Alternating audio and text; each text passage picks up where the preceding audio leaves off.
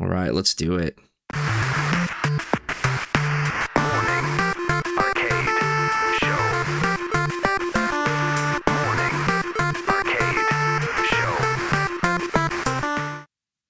Hey, welcome everybody. This is the Morning Arcade Show podcast. This is our deluxe physical edition, I think. Is that a thing? I don't know if it is or not, but with me is this guy. I'm Ashen. Welcome to our show. I don't have anything witty to say this time. Yeah, I realized like right when I did that, I always try to say a little something, but I'm like, oh crap, I didn't prepare anything, and so that just came out. I think that's probably what I said last week. I don't know. Actually, I don't know what I said last week. I had something witty to say about some fighting game like Soulcalibur VI or along those lines, but I was just thinking about my book, so it just kind of fluttered away. Yeah. Oh my God. So we both played that game. We actually played the same game, and we'll be able to talk about it. I'm pretty excited about that. I can't wait to see what happens when Haas beats us up in that game. Oh yeah, because that game is like his jam, isn't it? Mm-hmm. That's what I thought. It is. Yep. God, I'm like so tempted to like start talking about it. But, you know, I'm gonna hold off. I'm interested to see what you think of it too. But what else? Do you have anything exciting going on this week? I don't know. We haven't talked a lot this week. The only thing is this got cut from our last kind of podcast, my HOA, wanting to trap cats and do weird things. And some of the homeowners got together and we started talking about it a little bit. And none of them were informed previously about this either. So now we're going to have to take more legal actions against it. Yeah. So, well, that's right. That'll be fun. I forgot our last episode of the Final Fantasy podcast. Like the first 20 minutes, we're just talking about your HOA. I remember like welcome back to the HOA podcast. But yeah, that's nobody got it. Pretty crazy. So it sounds like they're kind of. You have to keep us updated, but for anyone who missed that, by anyone I mean everybody, since I forgot to hit record on the last podcast and it got lost forever, you were saying that like they're basically threatened to like capture people's cats whose cats go outside. Yeah, is kind of it without like warning. And I mean, there's a whole debate to have, which we won't have it here, about whether you should let your cats in or out. You do because you live in a safe spot where there's not like a place for them to get ran over. I don't because I live like right by a road and they would get ran over. But either way, I think the thing is that they're saying that like if we see your cat outside, we're basically going to capture it, which is just whether or not that's right. It's not in the HOA rules, and they can't just do that without like a meeting and discussing it and voting, right? I mean, right. So the state I live in, they have a thing called trap and release, right? Where they trap cats, neuter them, then release them back. Yeah, same here. Right. And there's certain cats that they can or can't. Like if they have a collar, they can't do it. If they're chipped, they can't do it. It's things like that, right? But my issue isn't necessarily with the trap and release of cats, because that's normal across cities, right? That's a good thing that happens, right? My problem is that our HOA decided to team up with a Friend of the Feline, one of those places, and then have them charge us for every cat that they capture and neuter. But they did that without talking to any of the HOA members, and that's where the problem is. It's not necessarily that the HOA is trapping cats and neutering. That's fine, whatever. The problem is it wasn't discussed. So now we don't. There's a lot of questions we don't know, right? Right. Are they going to, if they do capture and neuter someone's pet cat, are they going to charge that pet cat, or are they charging the HOA directly? So charging the HOA directly, well, that has to be democratically voted, because do I really want my money to go to something that we could just solve ourselves? Right. We can put cat traps out and take it to the vet to get it neutered. Sure. We don't need a third company coming in. So like those things weren't discussed. Those things weren't managed. And that's where the problem is. Right. It's not really an issue with what's going on. It's an issue of like, you can't just, throw up a new rule in an HOA and have people expect to be charged for it. No, totally makes sense. Yep. Adulting, man, why do I have to do it? I have video games to play. Luckily, I live out in the middle of the redwood forest. Like it's like a redneck town, but on the ocean. And so like, there's no HOAs here. I mean, even like the nice neighborhoods, there's no HOAs. Like it just wouldn't fly here. And I don't want to be super negative about HOAs, because our HOA for all their faults, there is good things that happens, because one of the best things about having the HOA is they prevent gentrification for our neighborhood. So we can't just have a big conglomerate come in, buy up space, and then move in the desired people that they want there. Right. So there's some protections for it that I'm grateful for. And that's part of the reason why we got the HOA. But at the same time, there's some weird things that happen that you don't want Zillow buying up your entire neighborhood and stacking it with millionaires? Like, nope. What? You want normal people? Yep. I want to see diversity in my neighborhood. Yep. All right. Yeah. I'd love to follow up with something really cool, but this was a pretty uneventful week. It was the 4th of July here. We both live in the States. With North Haas, he's Canadian, so he doesn't celebrate the 4th of July. I don't even know if I really celebrate the 4th of July as much as just get together with friends and hang out. I think about midnight or so, an impromptu Mario Kart tournament broke out. There's a lot of barbecue. That was about it. Not a super eventful week. Other than that, I've just been sitting around playing some games. And there is definitely no better excuse to barbecue and play video games than America's birthday, right? I know that big 250, like 250. Yeah, I remember it like yesterday when we were No, I'm not that old. Well, in the grand scheme of things, that's not a very old country at all, right? No, it's really not. That's only a few generations. So, like, we're still babies. Yeah, still learning our way. Still got some kinks to work out, I would say. All right. My God, let's not dive into that one. All right. So I got a few notes here. I debated whether or not there's two subjects that are like, it's all people are talking about in the gaming world. And I kind of debated back and forth, like, do we really even want to talk about these?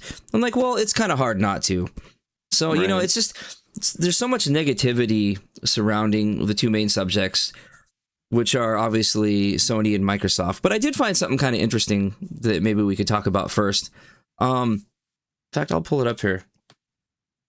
So I don't know if you saw this or not before I posted, but there's a dev who made a game here. I'll just pull it up, called the game is called Paddle Paddle Paddle.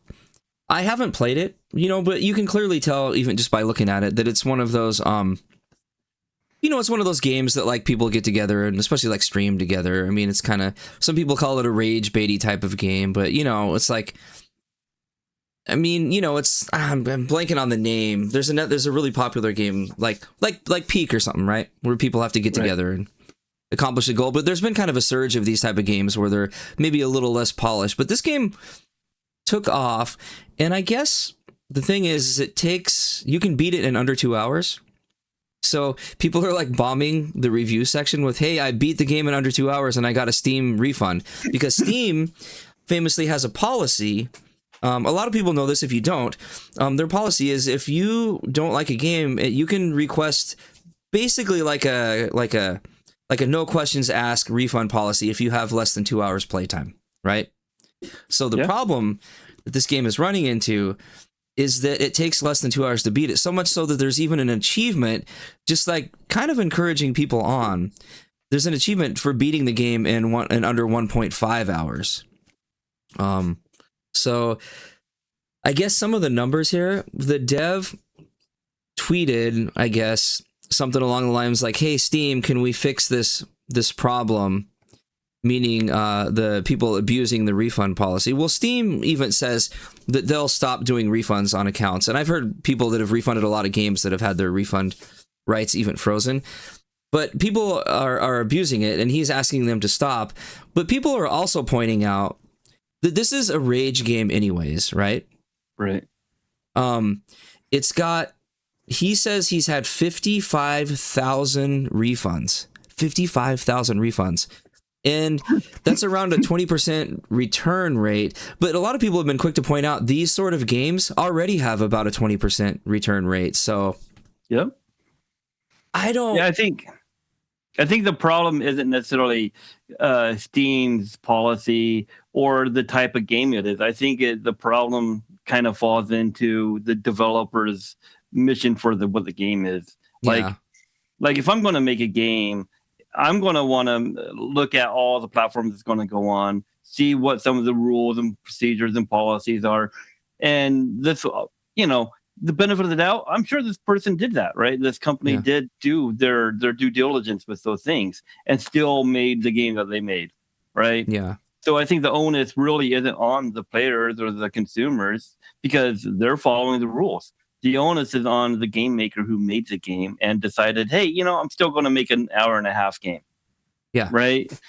So they can be mad, they can be upset over all the refunds and stuff, but a true game developer would be like, hey, I'm at least happy somebody played my game. Right. Well, yeah, for a small indie developer, which I'm sure this guy is, I think it's just one dude. Looks like it. I'm just kind of judging by the tweet. I mean, maybe he had some help with stuff, but it looks like a one man team. If that's a 20% return rate and he's got 55,000 returns, that means he's sold over 100,000 copies. Yep. I mean, by all measures of indie success, that is success. So you know what? Who knows? I'm not saying this is the case by any means. But the fact that he's got, even encouraging people to beat it in that time, you're almost like egging people on. I mean, this is either he's either genuinely a little upset because now that he's actually seeing the returns, or this was his plan all along. Oh my God, that's like brilliant marketing if he pulled this off because that's still bad press is still good press. Yeah, the game is $5. Now it's on sale for $3. I mean, even with Steam's 30% cut, this guy's made a couple $100,000. I mean, that's more than enough to fund your next project or cash out and, whatever you want to do. But I don't know. To me, make the game longer. This sounds like a story of an indie success, if you ask me. Yeah. I mean, I don't see it as anything other than that. Yeah, I don't me either. I don't see it as a big problem in the grand scheme of things. I think it did exactly what it's supposed to do, right? Yeah. It's the rules are being followed. Gamers are better than what the developer thought at the worst, and at the best, the guy is using it for marketing. So, or both. Who knows? But overall, it's just, yeah. And you know what? I also guarantee happened. I would be willing to bet, like almost guarantee, that since this happened, more people have gone to check this out and seen that. Oh my God! And it's only $2.99. I want to check this game out. Because it does look kind of cute and quirky, and like this is the type of game that I'll play with my kids. I love. I mentioned Peak earlier, like RV there. That's the one I was thinking of. That game where you drive like RVs around and like with the little chubby guys that smoke cigarettes. And for $3 is also a game you and I could play and just have a good time whether we stream it or not. It's still like. Yeah, there's no real negative here. It's all positive for everybody involved. Even the people who played it got their joy or fun out of it and then got their refund. It's still good for them too, right? Right. Because well, at this point, it's almost like kind of like a trend, like a challenge, right? Because it takes time to get your refund. For $3, I mean, people are just doing it because they want to like jump on the bandwagon or whatever. But every time someone jumps on the bandwagon and then tweets about it or whatever, it's just giving the game more exposure. So I say congratulations. Like, I think this guy me too. This guy has found success with his game. So who knows? Maybe we should try it. Maybe we should stream it, Ash. Heck yeah, I'm down. Let's see how mad you can make me. No, go left. Oh my God, yeah. I like these kind of games though. I love games that for under $5 you might only play once, but during that time you have a great time. It's like going to a restaurant or like an event or something cool downtown. You're going to spend the price of admission, you're going to hang out, and you're going to come home and you're going to create some memories, and you might never go back there. I kind of look at these games like that, so I like these type of games. Yeah, the little one-off games are not bad. Yeah, and like if the challenge is beat it in an hour and a half, now we have a goal. Perfect. Yeah. Speaking of stream together, you saw that I sent you Gauntlet. Well, I did. I have it downloaded, but I haven't done much else. I just and I heard of use Steam, right? So I'm like, wait, I seen the notification on my phone that you gifted me a game, and I'm like. So I went to my computer and I'm like, how do I see the game? So I went through my game list and I'm not like, I almost messaged you. I'm like, wait, I thought you gifted me a game. But then I used Google, and Google was like, oh no, you got to go to this list. I was like, oh, all right, there it is. You did find it though, because I did gift you a game. Yeah. I found it. It's downloaded, ready to go. So Steam does this thing with games that are meant to play together. This is another thing I love about Steam. And a lot of games that are literally meant to be played together, they'll have an option to buy like a 2 or 4 pack at a discount. So this game, it was on sale for like $3.99, but they had a 4-pack for $5.99. So for $2 more, I got 3 additional copies. Yeah, so what it does is it puts them in your inventory tab, and then you just choose someone off your friends list to send it to as a gift. So for $5.99, I got 4 copies of Gauntlet. And for anyone that doesn't know, Gauntlet it's the classic arcade game. It's where like the meme like Wizard is about to die. It's that game. It's just a top-down game. It's just hordes and hordes of enemies coming at you, and you just got to make your way through the corridors. It's just arcade action, and I didn't realize this has been out since like 2017. Like, where has this been my whole life? It's a 3D remake, and it's online co-op. Oh man, I can't wait. We got to play it. I'm so excited. Yeah, we definitely. I don't have time today because I have to go grocery shopping after this, which is sad. But yeah, maybe later tonight. Yeah, we should try to start doing some night stuff, and then we can get maybe Haas in there too. All right, so should we dive into it? Should we talk about it? Oh man, you know what? Let's talk about Sony first, because I know you are a Sony guy. You do everything on PlayStation 5. You've platinumed like over 100 games. I have a PlayStation sitting here that I do still use sometimes, but mostly I still play my PlayStation 3 a lot. Mm-hmm. That's the last PlayStation I bought, so I'm only playing physical discs. And so I'll caveat this with. I'm not necessarily a platform guy, right? I am in a sense, but like consoles and things, I tend to follow games more than I do what hardware. So like if Final Fantasy ends up being more on Sony, I'm going to be more on Sony. Yeah. And that's kind of what happened, right? Yeah. When Final Fantasy VII went to PlayStation from Nintendo, well, I had to buy a PlayStation because it wasn't because it was a PlayStation. It was because the software that was on there is what I wanted. And so, like if Xbox did more software that was in line with what games I play, like I'm not going to buy an Xbox for Halo. I might pick up Halo and play it every so often, but that's not my drive. My drive would be like if they like the new Fable, like that would entice me more to buy an Xbox than what Call of Duty would, or or a Forza or something like that. I mean, me personally, I have a Xbox S. That's been my main under the TV console for a while. But as I talk about every show, I recently bought a small PC case and built a little Steam machine and put Bazite on it, which is what I've been playing now. I mostly sit at this desk right here and play on Steam on my big monitor. Yeah. I'm not a loyalist to anything. I've never understood console wars. I mean, I've got a Switch too. I love it. I played Xbox. It was great with Game Pass, even though I'm not anymore. But I just lean towards Steam.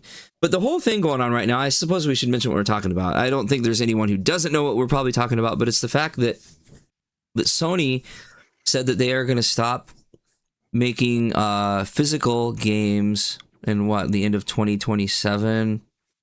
So it looks like you'll still be able to get the third Final Fantasy VII on a physical copy, but it's probably about it. Let me ask you this, Ash. So most of the games that you play, like games that you pay full price for that come out on release day, like Final Fantasy VII Remake, Rebirth, the next one. I can't believe I've never asked this. Do you download those or do you go buy the physical copies? So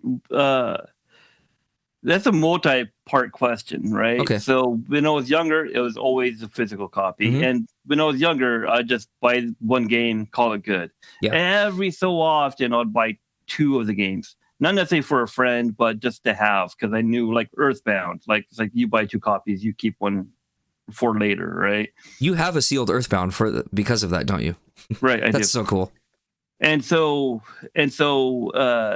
games kind of shifted a little bit more digital. And at first I'm thinking, oh, this is great because now I don't have to keep getting up to switch games. I can just do it from the menu. That's like a childhood dream, like the carousel basically, but it's digital. And so I got into a habit of buying digital games. And when I had kids, that was kind of nice because when they were younger, I didn't have to worry about them messing up my collection. Right. And I'm Yeah. kind of OCD with some of my stuff and keeping it like alphabetical order. These go here, these go there. Right. But I would having never guess kids, looking behind you or us for that reason. well, and having kids, those young kids, those get messed up all the time. But you don't really want to tell them, no, don't touch that, because you want them to explore these things. You want them to get those tactile feels. But now that my kids are older, I'm buying more physical copies. Like Cyberpunk 2077 is a physical copy, things like that, right? More indie games I tend to buy digitally than physical copies because it's just harder to get physical copies of those. But anytime there's a AAA game, I tend to buy 2 copies of it now. Partly because I have more disposable income, and partly because I'm a gamer, right? Right. I want one to store for later for maybe my kids to play, or maybe they can sell it when I die and recoup some of the funds I spent on them, whatever it might be. But like now that they're taking that away, right? And it's not necessarily about being able or buying those physical copies. It's about the option of that being there, and taking that option away is where it's going to cause way more harm than good. Because I think they were touting 20% of people buy physical, but that's not taking into consideration all the people that want to but can't yet, or retro game stores, right? Well, let's talk about that 20%. Sony is using this as a justification. They're saying it's only 20%, but here, this is a leak, I guess, that came out. I'll pull it up here. Is that the one? I think I have this here. Right here. I've seen a couple of these now where there's leaks that it'll pop back up here. Let me put the content thing. There it is. It's kind of blocking it, but I can read it. Yeah. So this is just a list of some of the games, like God of War, a popular game. It's 76% physical, is what they're saying, right? Star Wars Jedi Survivor, which is on my playlist, 40% physical. Resident Evil, 45%. Marvel Spider-Man, 54%. So I think what they're doing is they're not. I don't think they're lying. A lot of people are saying that they're lying. I don't think they're lying, but I think what they're doing is when you add up all the little indie titles, that you can only get digital, it averages out. Right, some games like Hollow Knight. I mean, yeah, they do come out like in physical, but they're a little harder to find. So most people are downloading those the second they come out. There's tons of shovelware that just bloats the stores that kids, especially parents, will buy those for their kids because it's, it's got a cover the kid likes. And like, I want that game. And they're like, okay, fine, here, it's $1, I'll get it. So if you factor out price and just factor out the pure amount of games that are bought on the store versus, on physical media, I'm sure that skews it, because we're looking at these statistics here on actual games that are like $59 or $69. People are going to the store. Yeah, the AAA ones. That's kind of the way I am. I buy tons of stuff on the Steam sale. When the Steam sale hits, I'm loading up my cart with $2.99 games. Because my Steam library, if anyone, on my Twitch right here, people can see my Steam. It's public. I have lots of friends. My Steam library looks insane, but I have a family share. It's like all the, I have adult kids who buy games and put them on there. So I have like a pretty massive library. But for my Switch 2, if a new game comes out and it's $59, like if I want to, sometimes I'll even go to the Walmart at midnight and pick it up, on like release time. I'm really into, release times for some of those games, but I'm also really into physical because here's the reason. I've got 2 other Switches in this house, and my oldest, when they were at college, even we would swap games back and forth. It doesn't matter if there's a download that's needed for that game. I can still hand them the disc. They can pop it in their Switch, and sure, it'll take 45 minutes to download the game, but I can still loan them it. If it's just, I can't do that if it's just a digital copy, Yeah. Which I guess kind of touches on Steam. At least Steam has family share. If everyone managed digital the way Steam does, that might make me a little more likely to maybe buy Star Fox as the last game I bought. We might buy that on digital if it was easy to share. But even Nintendo, they're like, oh, well, we have a family share. You can put 5 people on your Nintendo Switch Online. Well, guess what? You can only link one other console and share that whole virtual card thing they taunt, or that they talk about, or tout, not tout. You can only link one other Switch. Yeah. So, and we have 3 Switches between all of our families. You know, we have the old one, and then we have 2 Switch 2s. I shouldn't say we. I mean, I only bought one. But one is, you know, my oldest, who's an adult.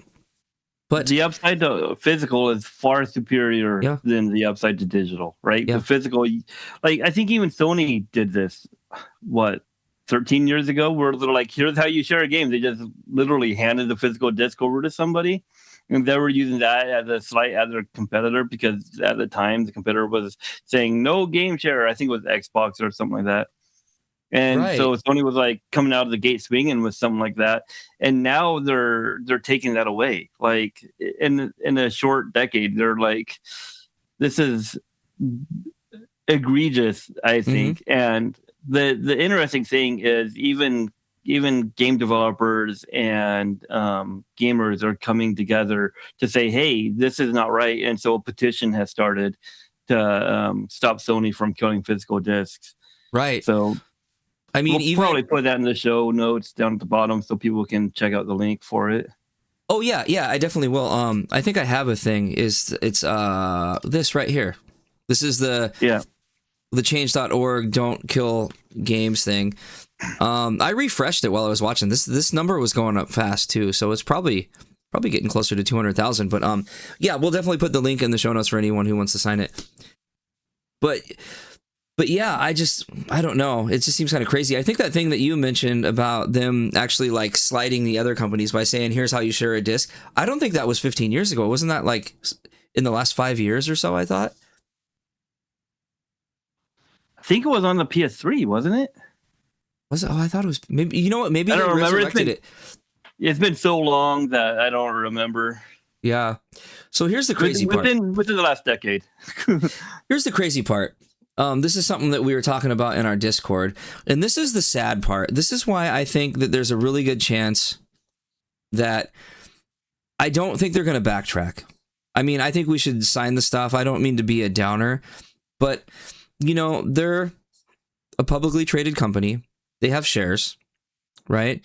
So every decision that they make like this isn't based on us. The shareholders, right? That's their customers. The shareholders are the customers. Us, the gamers, we're just part of, like, we're wrapped up with the games. We're part of the product that they sell to their shareholders. Well, whenever they do a move like this, all we hear is that they're doing it. We never hear why they're doing it. And of course, whenever a company does like something like this, it's because they're trying to pitch something to the shareholders. And this pitch that they've made is showing how much money they're going to make by doing this. They've already repurposed their one of their production facilities, I guess, so that, you know, they've told the shareholders about that. No matter what is happening with the gamers being mad, the stock prices have gone up since this. This boosted the stock prices.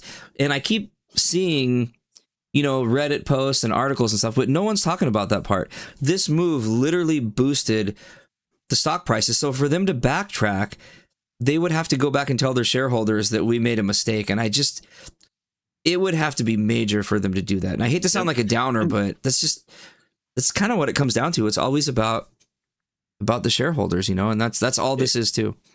It's funny because I had Googled that last night because in the back of my head, I heard you saying, oh, we're not the customers, the shareholders are the customers. So I'm like, I wonder what the stocks have gone. So I Googled the Sony stocks about it, and I was like, oh yeah, they went up 3% because of it. And I'm like, oh, I have to share this. Like, I keep on my iPhone, you know, on iPhones, you can make widgets. There's like the stocks app. Like, I'm not like a stock guy. I'm not like trading stocks. I'm not like a crypto bro or anything like that. But I keep a little widget with some of the game companies' stocks on there. So I can kind of like look, and if you see them go up, I'm like, okay, well, what horrible announcement is going to drop, you know, later this afternoon, you know? Yeah. So, but yeah, it is what it is, I guess. Like I said, we'll put the link in the notes. So let's move on. Let's move on to something a little more positive. What do you say? Oh, yeah, I like that. This doom and gloom is a lot of like right after the game shows, all these companies started doing doom and gloom, and I'm like, man, let's talk about the games. Let's not worry about corporate management stuff. Jeez. Right. So here's something a little more positive. Microsoft is cutting another 3,200 jobs. Oh man. You know, that is not positive. I don't like talking about this. Like I'm like, you know, like there's some subjects I'm just not huge on. Like if AI comes up, I'm always like more lately, I'm more likely to be like, all right, you know what, let's not even talk about AI. Like everyone's talked it to death. This is getting to be almost one of those subjects. I just put together some bullet points on kind of some of the stuff that's going on. They said 3,200 jobs. 1,600 of those went yesterday. Gone. Just like that. Yeah. 1,600 people who probably moved, were excited to get a job, maybe even bought a house, maybe signed a 12-month lease on an apartment, probably have kids, looking for another job. And why? Just to make the shareholders happy. Now, a lot of people are quick to defend Microsoft and say, well, they've been losing billions and billions of dollars. Who cares? That's on them. Right. That's their fault. They're literally ruining people's lives because they've made mistakes. So to say, well, they've already made mistakes, like that doesn't justify it to me. It doesn't make it better. It's still shitty, you know? And I think there's an underlying shittiness to this too, right? Sorry for using that word twice in our stream now. Well, you get two or three. Oh, all right, good, perfect. But like, there's not only did Sharma not say, hey, other companies go hire these great developers like a different developer did, but I think also what's happening is this thing called glass ceiling, which is where like a company is failing and not glass doing cliff. well. Glass cliff.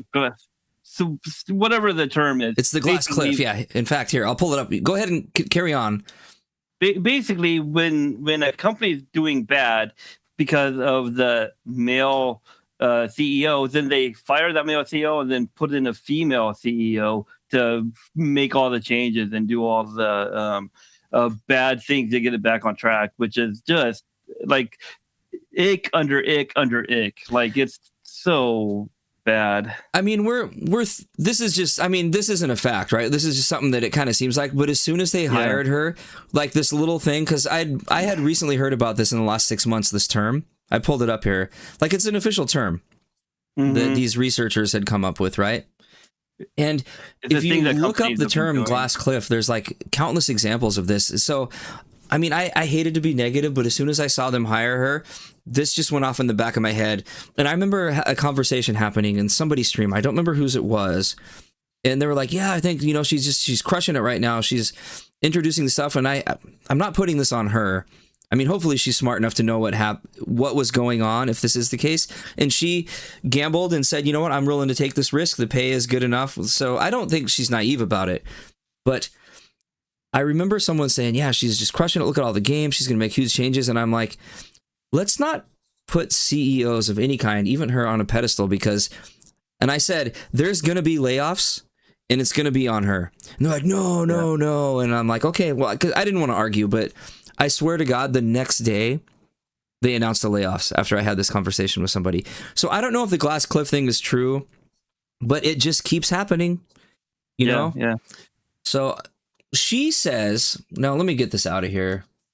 You know, some people are probably going to be irritated about that. Some people are probably going to call us woke or whatever. I really don't care. I mean, it is what it is, right? Yeah, like it's just a trend that we're seeing happening, and it just keeps proving itself over and over and over again. Yep. But yeah, so I pulled up some of the stuff here. She actually said that this is about a bigger future for Xbox, not a smaller one, despite the shrinking. Her goal, sorry, it's hard to even say this with a straight face. She wants to, in quotes, entertain more than 1 billion people per day. That's her goal.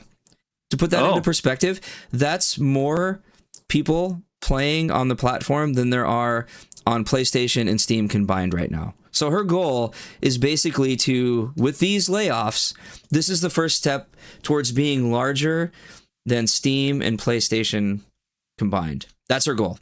That's what this is about. I mean, shoot for the moon. If you miss, you're among the stars, right? Type of situation. But that just seems like, and it's not shooting for the moon. It's like shooting for the center of the galaxy. Yeah. It's just, It's just like a weird, lofty, unachievable goal at the moment. Like maybe 30 years from now, if it could happen, but in the short term, it just seems like it's flowery words. Yeah. I just don't. I mean, I'd be happy, to eat my words, but I think this is just one more trend towards like large AAA companies. Just I think the numbers, like they're the writings on the wall. I don't know. It just seems like indie studios are just crushing it more and more. Like I played an indie game that we'll get to when we talk about what we played that I thought just kind of blew away its AAA counterparts. But I don't know. I canceled my Game Pass quite a while ago, and I haven't regretted it. I have been a Game Pass member forever. Like forever, because to me there was always like a lot of value in the games. Once it jumped up to $29.99, that's when I canceled it, and I haven't resubscribed. And now I've got a little Steam machine sitting under my TV. Yeah, so I don't. You don't really need it anymore. Yeah, I mean, I'm just looking at this list of like it says that 4 more studios are being cut loose. They've already shuttered, I think, 5 or 6 when they bought Activision. They spent $90 or $69 billion on Activision and immediately laid off like 2,000 people and shut a few studios. At least this time they're I guess they're going to let them leave. Like Double Fine is going to be able to leave and keep their IPs like South of Midnight. And I forgot what the other one that Double Fine's like mostly known for. Yeah, it's weird that companies will buy up another company just to lay off half the workforce for that company. It's just egregious, man. Right. I kind of go back and forth, and I don't know. And we got a few people in the chat. I don't know what other people's opinions are, but I go back and forth. Like, is it? I mean, I'm separating the employees. I always feel bad for the employees. It's always a horrible thing when people lose their jobs, can't pay their mortgage, have a family. That part is bad no matter what. But these companies that sold to Microsoft, I mean, because they have bought roughly 25 companies in the last 10 years or so, right? Yeah, right. These companies that sell, like, is it bad that they got bought and shut down? Or it's like, yeah, you sold your soul to the devil. What did you expect? Like, I don't know if that's the right take or not, but it's hard not to think that sometimes. Well, especially when you know, like if you're a CEO of a company and you're looking for another company to buy you, you would think you'd want to do some research into the company that's buying you a little bit to see what they do with companies that they buy, right? Yeah. Like if I'm going to sell my company and this is more realistic, not value, like money values, because I'm more about morals than I am about money.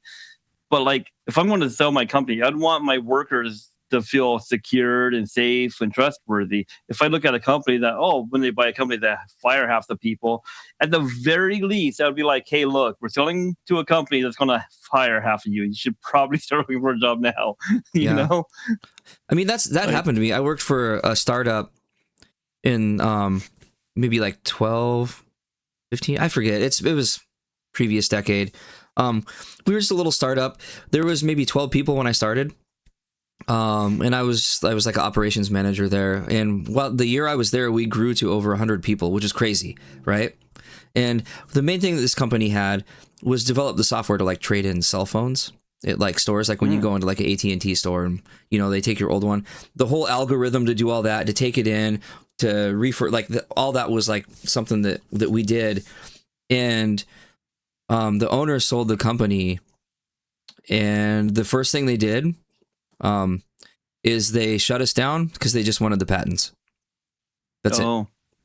And so like everyone lost their job. It's just, I mean, I've been a part of this, and it sucks. Yeah, that is rough. I mean, it wasn't the games industry, but it was the tech industry. I mean, literally the same thing. Big, huge company. Yeah, they bought us. They immediately put a board of directors in charge. Started letting people go in the first few weeks, and within like a few months, like it was done. It was wrapped up. They got their patents. They got what they wanted. But I don't even know why companies like pretend that they're doing something different. I mean, some of these times, like Amazon, there's like a website you can go to and you can just look at like all of the companies Amazon has bought and closed because they're just buying up the competition and shutting them down. Yeah. Yep. Or in the case of games, songs, the music industry, a lot of times what companies want, they just want their IPs. which is why I'm a little surprised that Double Fine is going to be able to leave with their IPs. I thought that was maybe one of the few things that isn't bad about this. But yeah, won't spend too much more time on it, but a couple other facts I thought was pretty interesting. The mobile division, which is mostly King, which is one of their biggest, Activision's biggest incomes. Candy Crush makes more money than like anything Diablo's ever done, just for perspective. Sharma is going to be directly in charge. The mobile divisions are going to be reporting directly to her. I thought that was interesting.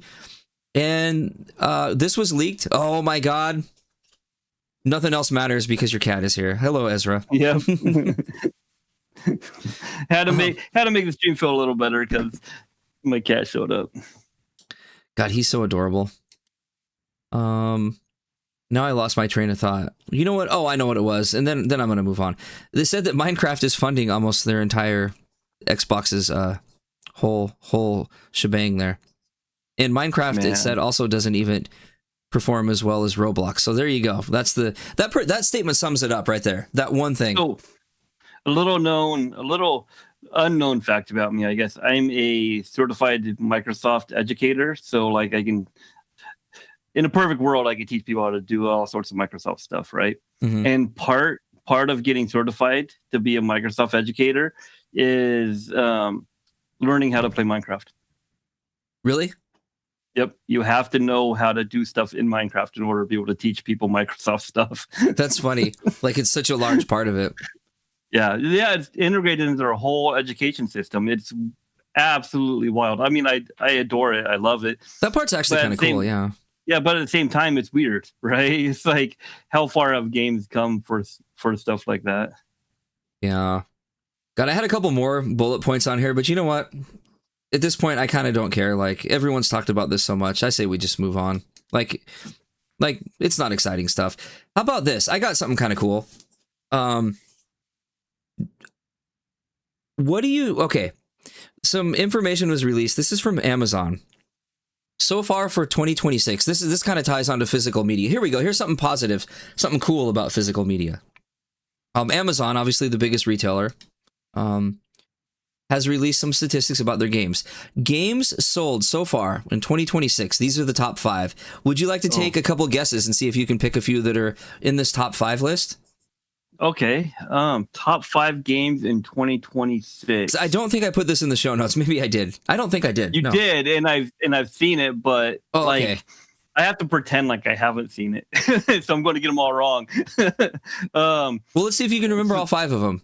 5 best-selling games on Amazon so far this year. So I out of already all platforms. know all platforms. So even without seeing the list, I already know the number 1, and I've known this for a couple of days now. And that is Grand Theft Auto 6. Grand Theft Auto. The interesting thing, we haven't seen any gameplay of the game. We just know it's coming out. No. We've seen trailers of like the cutscenes, and the game, without any gameplay shows of it, has pre-orders of over $3 billion. And that's $1 billion more than it costs to make. Right? Yep. They've made $1 billion profit. $2 billion to make. So just off of a trailer, the announcement that the game is coming out and opening up pre-orders, they've already made $1 billion more than what it cost to make. Like, Rockstar has got money bottled. It's wild to think about. And like, they even have some controversy around it, and it doesn't matter. It doesn't matter. Like, yeah. So yeah, number 1's got to be Grand Theft Auto 6. Like, there's no. Yep, it's number 1. Way around it. All right, here, I'll hit the rest of the list. This kind of surprised me a little bit. The other 4 are all Nintendo games. We got Tamagotchi Life number 2, which in this household, Tamagotchi Life is like a religion. It's that crazy around here. Star Fox, which is another one I've got. Already played through it. Got the best ending already. Star Fox is a really short game, so it has something to. It's not necessarily about the length of the game; it's about the quality of the game. Right. Although it's not short enough to refund it on Steam after you beat it. But see, Metroid, the new Metroid Beyond, which is weird. Yep. Metroid Prime is in my top 5 games of all time. Oh wow! And I don't know why I haven't played Metroid Prime Beyond. I need to do that. This one actually surprised me. Mario Rabbids Battle Kingdom. I is in the actually top love Mario Rabbids. 5 of all. I would have never guessed that in a million years. Mario Rabbids is the top 5 seller on Amazon this year. I absolutely adore Mario Rabbids, so I'm glad that it's got a resurgence because it's such a fun tactical game. Like, it's not as hard as like Ogre Battle or Fire Emblem or Tactics, and Tactics isn't hard by any stretch of imagination, but like, it's just a fun tactics game. Like, if you love Mario, if you love Raving Rabbids, just do yourself a favor, pick up the game. I get maybe you don't like tactics, but it's still fun. It's still such a fun game. Yeah. But yeah, I was really surprised. Like, I guess everyone talks about Nintendo kind of coming out the king of like physical media. I guess this proves it. Man. Yep. This question, those are all expensive games too. Nintendo's king of software. Except for maybe Rockstar. Rockstar's probably king of software. Yeah. Yeah, it's pretty wild. Yeah. That is just absolutely insane. 4 Nintendo games and a game that hasn't even come out are the top 5 Amazon games so far this year. Well, good going, Nintendo. I guess you're doing something right. I mean, I do like their games. Let's see. Oh, one last thing. I don't have any clips or any footage or anything cool for this because I just saw it last minute. I guess Mario 64, which is like a pretty big game here at this house. I've even got got my sealed copy up there. Not sealed, but like the cartridge is beat up, but like I've taken good care of my stuff when I buy it. So like the box is in great shape, still plastic. The cartridge is beat up, but Mario 64, there's been always a rumor that Luigi was in the game somewhere. And IGN kind of famously posted a $100 bounty if someone could find it 30 years ago. And a little known fact, a lot of people might not realize this, but when IGN first started, they were a Nintendo website. That's all they were. And their original editor, who I've actually talked to, really cool guy. He's not there anymore, but he founded it as a Nintendo fan, and he was always a Nintendo fan. But so they offered $100 30 years ago. Well, it finally happened, because there's been all the decompiling projects and all this kind of stuff with AI being able to like decompile code and all this sort of stuff. Well, they found quite a few things, and they found a few mini games hidden in there. I think even some Star Fox stuff, some cut content. But the one thing that they found was one texture that was a green square with a white circle and an L. Yep. And that would be exactly all you would need, because there's not a lot of textures in Mario 64. Textures, for anybody that doesn't know, most people might know, but when you look at a 3D model, there's a 2D piece of art that's basically, it's almost like you were to take that and like paste it on. So Mario doesn't have a lot of textures on his body. He's just solid colors. But the hat, to have a little L or an M. So that would be enough to confirm that even though he wasn't somewhere where you could get to him, that Luigi is hiding in the game in there somewhere. And IGN made good with their $100 bounty. However, it was like a huge, it was this, I think Glitchy is his name, who found it, who does a lot of the decompiling stuff, and they decided to just donate it to charity. Personally, I think it's been 30 years. They should have bumped that up to $1,000, but they made good on it. And hey, if you want to play Luigi and Mario 64, the 3DS version's got a minute, so you're covered. Yep. There is also, oh my God, Ash, this is what we got to do. So it's, as long as you have the ROM, right? Which you would only get your legal copy of the ROM, of course. Somebody made a online Mario 64. So it operates just like an MMO, right? Where you set up a server, like a Minecraft server. And then, like, you can log in, I can log in, we can work side by side, getting the stars. You could be off in TikTok clock while I'm, in the first level fighting big, but we could work independently. But it basically just turns it onto an online Mario 64 world where you can just run around together and beat the game. We should do that. I mean, the amount of times I would try to jump on your head is like a billion, so we have no choice but to do it. Yeah, it's a really cool project. Oh, I forgot what it's called. I'll have to, you know what? I'll see if I can find it. I've heard of it, but I don't remember the name of it off the top of my head either. But yeah, it's definitely, man, it came out a few years back too, I think. Yeah, it's one people use for like hard mode, because it's got like a hard mode where like all the bosses are like super hard. And Yep. like some of the speed run methods, like you have to use or you can't get to some of the stuff like on the second level, where like the owl like flies you up to the star. Like there's like a thing where you can like break through something and you like glitch up to the star. Like you have to do some of that stuff in the hard mode of it. There's So no it's a other real way to do it. Yeah. God, I love the fan made stuff, and I'm glad Nintendo hasn't come after that one. Of course, now that our huge podcast drew attention to it, they probably will. Yeah. I'm sure we'll be able to play it before they shut it down. Yeah. Yeah. That's all that matters. So yeah, that's pretty much it. Why don't we get into what we have been playing this week? I played some new stuff. Like some really new stuff, some stuff that's even still in early access. But before that, why don't we talk about something we both played? Oh yeah. I think you know what that is. You know what I'm talking about, Ash? Final Fantasy 14. Soulcalibur. Oh, Soulcalibur, right? Yep, Soulcalibur, of course. This is not a new game. So our friend Haas, who sometimes hosts our Final Fantasy podcast with us, posted that we should get this so we can play it together. And I'm like, well, I mean, I already have Mortal Kombat, and I recently tried the Street Fighter demo. I play so much Smash already. It's like hard to get into another one. I'm like, should I really get this? And he had this long spiel about it. So I downloaded it and I played it, fired it up. Oh my God. How did I not know about this? Soulcalibur. I mean, this game is like 10 years old already. It's like a fighting game, but with like a fantasy setting. Like, how did I not know that? Yep. Like you literally, like the character creator, it's like picking your character in like Elder Scrolls or, like a MMO or something. You got like elves, skeletons, undead pirates, samurais. Yeah, no, Haas, when was it? Haas and we were talking about some of our old favorite games, and he said that he was like a big fan of Soulcalibur. And I'm like, oh, I used to play Soulcalibur a bit. So that kind of sparked him to getting us to join him and playing Soulcalibur. But like the last Soulcalibur I played was like 4, a long time ago. Was that the one that had like the Link crossover? Yep, the Link crossover. And so he's going to completely destroy us. And also, I'm not a PvP guy. So at the same time, it's going to just be him murdering me over and over again. But it'll still be a good time. Yeah. Soulcalibur is one of those rare fighting games that actually has kind of a decent story to it. Mm-hmm.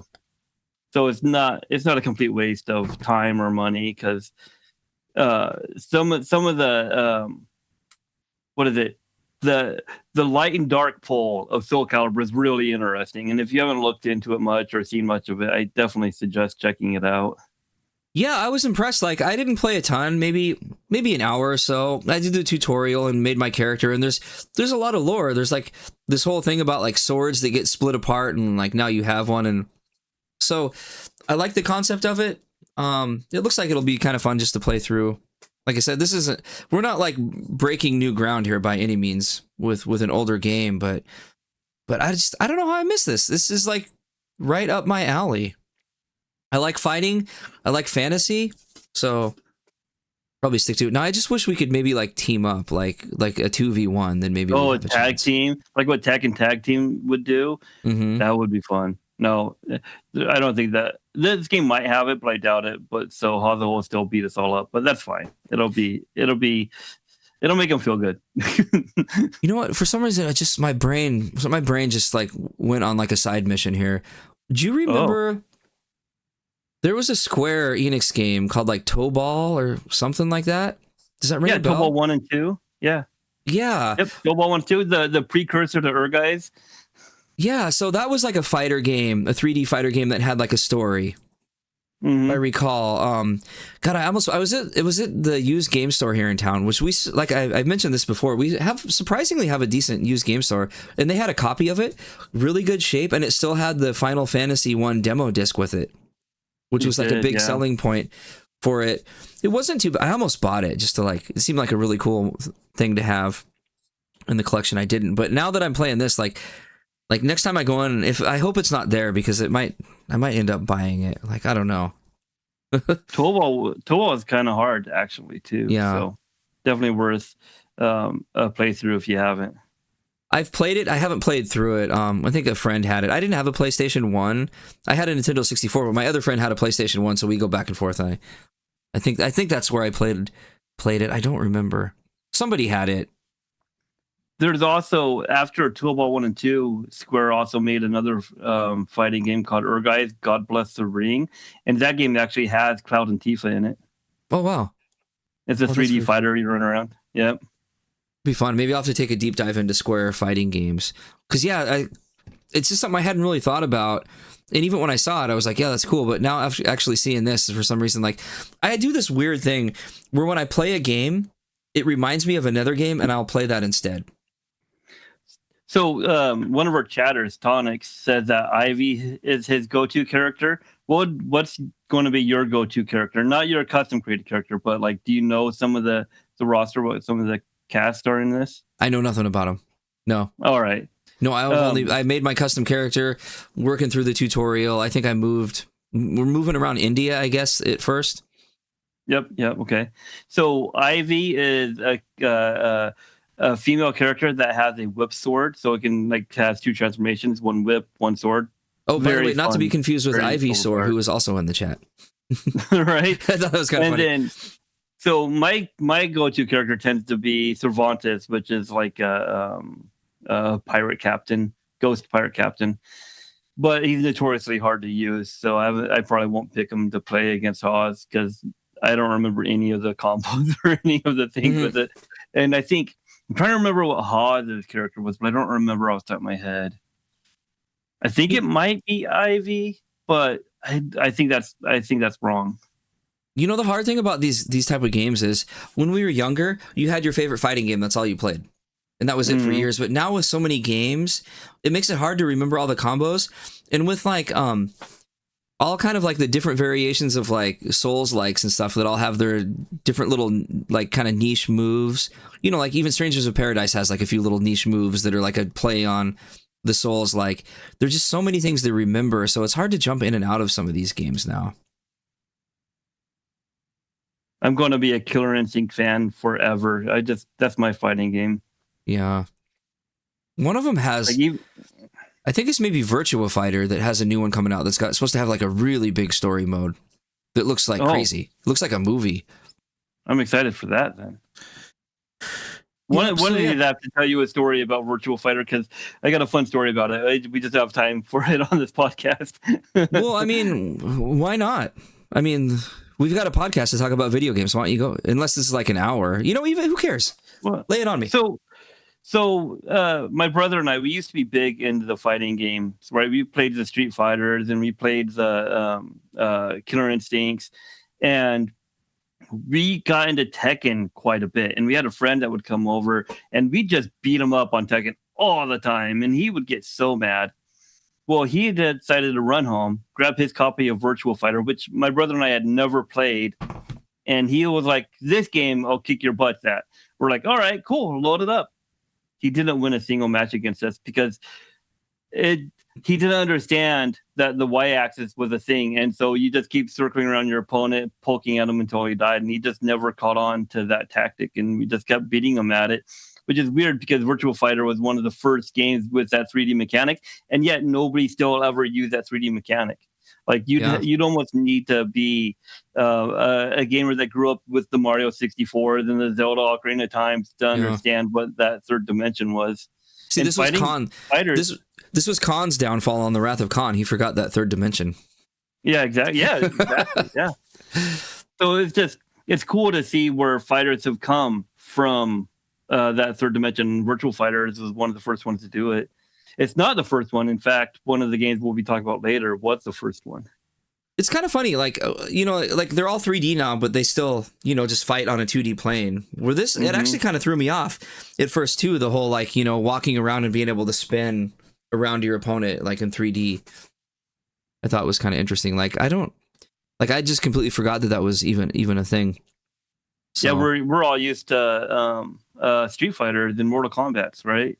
Yeah, and for me, Smash Bros. And I had, when Multiverses made its second comeback, I went like way harder on that than I should. I think I put like MMO hours into Multiverses. That was the DC one. It wasn't just DC. It was like anything who the parent company that owned it. So it also had like Adventure Time Fighters and like SpongeBob and Warner Brothers. Yeah, Warner Brothers. There we go. Warner Brothers. That's what I was trying to think of. Yeah. But then they shut it down when it was like doing really well. Like they had events. I participated in the events. I actually got like ranked in one of the events. I was like really surprised. Wow. Yeah. That's fun awesome. game, but now it's gone, so just back to Smash. But I do like a good fighter game, so if I get into this one, I might be able to give Haas a run for the money if I actually get into it. Like, I do like fighter games. You know what we should do? We should practice, you and I together, just to surprise Haas. Yeah, that might not be a bad idea. I've got a kid who rules at fighting games, so I might be able to spar with him a little bit too. There you go. Perfect. It's summer vacation though, so I'll have to get him out of bed. That's the tough part. That's never mind. It's got to be me then. Yep. So what other games have you been playing? All right, so I played a game. This is I'm going to get into the one that I really liked first, because there's one that I didn't like as much. This game is called Fatekeeper. So this is a game coming out from THQ Nordic, which I just want to put a little asterisk here.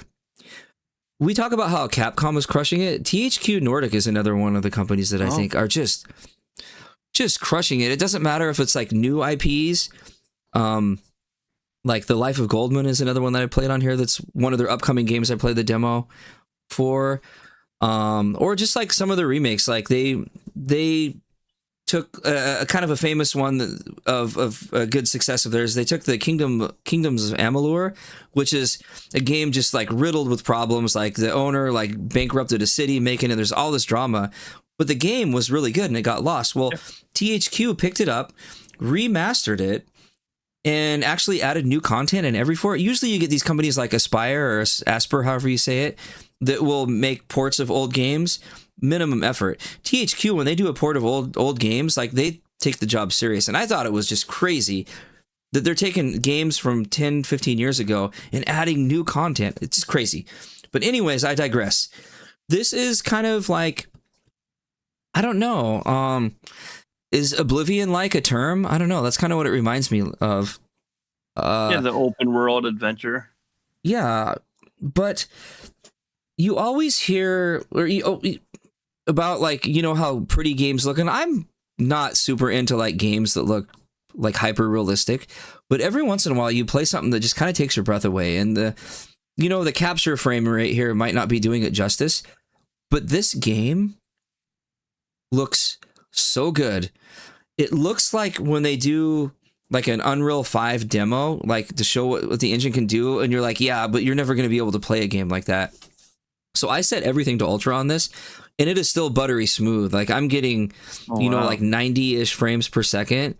The way it's optimized is just amazing. And I went into the discussion on Steam, and apparently I'm not the only one. Everyone is just saying like, how is this even possible? Like this is what the Unreal 5 engine should be able to do. It looks incredible. The frame rate is just amazing. The game itself, I don't know where it's gonna go. I mean, it's your standard, kind of Elder Scrolls type of game. You've got a sword here. I'll pull up some of the combat. I think this is it. So you have this little rat dude who's like your guide. You know how everyone complains about like a cute little snarky person helping you? This has that, but he's like a gross little rat. And he's telling you what you need to do. So he ported me. I finished the little first area, and then he ported me into like the combat tutorial area. Can't talk this morning. And the combat is a lot like an Elder Scrolls game. You got like swords and all these sort of things, but you can also like, set spells to your, bind them to your keyboard and stuff. But what really stood out, and hopefully I captured some of it. Let me see if I did. When you're fighting some of these bad guys, let's see if it pulls up here. Yeah, okay. Trying to get to it. Come on, okay. When you hit this guy in the face, like it rips the skin off his face. Look at this. Oh. Like it's missing there. Like if you hit him in the arm, gets cut off and goes flying. Like you're literally like dismembering them and like actually changing like the textures as you battle them. Like he's missing skin on his face. Yeah, wow. This is like what the epitome of what you want from these action based games, that visceral kind of, oh yeah, I'm actually doing damage to them. I Yeah. think the first game I ever played that did something like that was Mystic Quest for Final Fantasy, way back on the Super Nintendo days, where monsters, as you damage them, would visibly take damage. And you haven't really seen that at all up Yeah. until apparently now, which is cool. You know, and if you just glance, it looks like maybe there's like just blood. It's not just blood getting on him. Like it's literally like ripped apart. You can kick them when they're down. Yeah. But you can see like the muscles and stuff where like the skin's missing. So, I think later, I mean, I'm not generally like a morbid guy. I'm not like the person who like kills anything I can just because I can. But I like kind of wanted to test the physics and stuff. But it's almost creeping me out, like being able to step on him and stuff. You know, it's got all the typical like stagger kind of stuff. You can parry. The parry window is really tight though, so it took me a little bit to get it. But it's just, I mean, I'm just kind of messing around. Oh yeah, you saw the head come off. Yep. Like, oh man. But yeah, I was just really impressed with this game. I don't know where it's going to go. So what they're doing is this is an early access game. And they are really taking it to the extremes. I think it's going to be a full price game. They said it's going to go up significantly, so I'm assuming this is going to be like a $59.99 game. You know, Yeah. THQ, you know, they have a precedent for full price games, but for early access, it's only $9.99. Wow. So that's kind of what made me get it. I'm like, you know what, $9.99. I'm gonna go for this. I'm probably not gonna play it anymore. I played it for maybe an hour and a half. Had fun running around, checking stuff out. But I think that's probably all I'm going to do, because I'm just going to keep my eye on the development so that I can, oh God, look at these cliffs. Like, it's just, oh God, this looks so good. Yeah. I'm going to keep my eye on the development and maybe kind of wait till it gets closer to coming out before I actually play it. I've been looking for a good game like this. I haven't got lost in a game like this since the Oblivion remaster sucked me in. So I'm pretty. It's already got me sucked in. I'm already totally invested, and this is the first time I'm hearing about it. So you've already made one fan. Oh, and guess what? Your skill tree, it looks like the Path of Exile skill tree. It's a giant circle that branches out in every direction. Like, it's huge. Oh, that's even better. Yeah. That means you can spend hours just figuring out how to min-max, which is a turnoff for some people, but not people like me. I love a game where you can but don't have to. Yeah. So, but having options is hardly ever a bad thing. Yeah. You know, and at a glance, it probably doesn't look any better. Like, if anyone's played the Oblivion remaster, like, it looked really good. But here's the crazy thing about this. Not just how fast it's running, but so many of these Unreal 5 games, if you pull the DLSS or whatever off, it's so pixelated, they almost look like Minecraft, right? This is running with 0 DLSS on and no frame generation. Oh, wow. This is the raw textures and stuff. This is really what it looks like. There's no frame gen going right here. Just, yeah, I'm so impressed by it. And I almost thought that maybe I was missing something. So that's why I went to the forums to kind of check in. Like, everyone seems to be really impressed with the way it performs. What the story is going to be like, I don't know. I mean, I hope that it doesn't fizzle out there. Because again, it's early access. How can the story fizzle out when you have a gross little rat guiding you around? Like, that's the making of a beautiful story right there. Because the beginning of the game, you're grossed out by this rat. It's telling you what to do. You hate him, almost like Alphinaud. And then by the end of the game, he's riding on your shoulder, helping you figure out some of the hardest problems that you couldn't figure out how to do without him. And he becomes your BFF forever. Yeah, and I guess you pick up where he's been training you your whole life.